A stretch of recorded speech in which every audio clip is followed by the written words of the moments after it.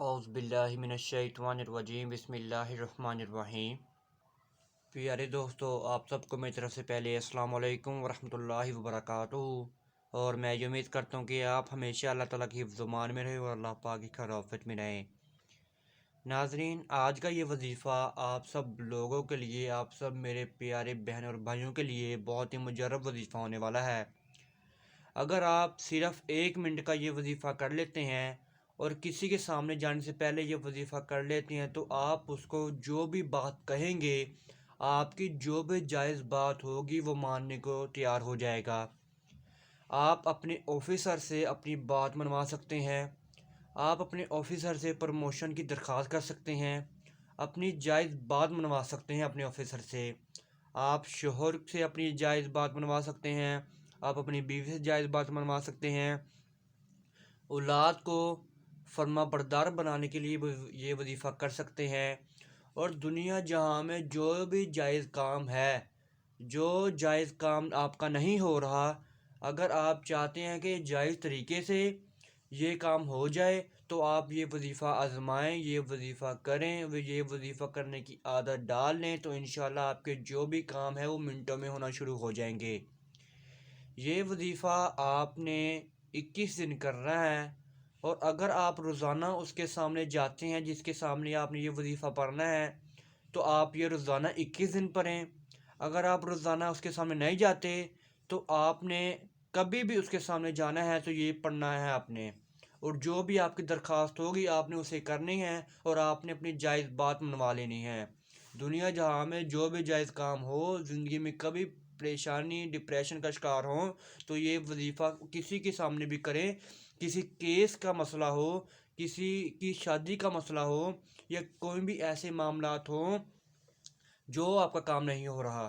میں نے آپ کو پہلے بھی یہ بتایا کہ زندگی میں دنیا میں کوئی بھی کام ہو آپ کا، جائز کام ہو، جائز کام کی کرنے کی عادت ڈالنے، ناجائز کو چھوڑ دیں، ناجائز کے پاس بھی نہ جایا کریں، جائز کام ہو وہ کرنے کی عادت ڈالیں، اور جو بھی کام ہو وہ کر لیں تو یہ وظیفہ آپ کو بہت ہی ساتھ دے گا۔ اگر آپ اس وظیفے کی روحانی اجازت، اگر آپ اس وظیفے کو کرنا چاہتے ہیں تو آپ 3 مرتبہ درود ابراہیمی پڑھ کر کامنٹس میں ڈن لکھ دیجیے، انشاءاللہ لکھ دیجیے، آپ کو اس وظیفے کی اجازت مل جائے گی۔ اگر آپ ہمارے چینل پر نیو ہیں تو آپ ہمارے چینل کو سبسکرائب کر دیجیے اور بیل کے آئیکن کو دبا دیجیے، کیونکہ آنے والی ہر ویڈیو کا نوٹیفیکیشن آپ سب میرے پیارے بہنوں اور بھائیوں کو مل سکے۔ یہ ناظرین، یہ وظیفے کو اتنا آپ نے اپنے ساتھ باندھ لینا ہے، اگر آپ نے اس وظیفے کی عادت ڈال لی تو آپ کوئی بھی پریشانی کی حالت میں نہیں رہ سکتا۔ اگر آپ یہ کسی کے سامنے جانے سے پہلے بھی پڑھ سکتے ہیں، کسی کی تصویر کے اوپر بھی پڑھ سکتے ہیں، کسی کے پاس کھڑے ہو کر بھی پڑھ سکتے ہیں، تنہائی میں پڑھ کر کسی کی تصویر کے اوپر پھونک بھی مار سکتے ہیں، کسی بھی حالت میں پڑھ سکتے ہیں۔ حالت کا مطلب یہ نہیں کہ آپ ناپاک ہو، پاک ہو کر باوضو ہو کر آپ یہ وظیفہ کرنا ہے، کپڑے آپ کے پاک صاف ہوں، اللہ تعالیٰ پاک صاف لوگوں کو ہی پسند کرتا ہے۔ آپ نے سب سے پہلے 3 مرتبہ درود ابراہیمی پڑھنا ہے، اور آپ نے 21 مرتبہ اس چھوٹی سی آیت کو پڑھنا ہے جو کہ میں نے آپ کو نیچے لکھ کر بتایا ہوا ہے۔ یہ آپ نے کیسے پڑھنا ہے میں آپ کو پڑھ کر سنا دیتا ہوں۔ آپ نے پڑھنا ہے ان اللہ یشمیع من یشاء۔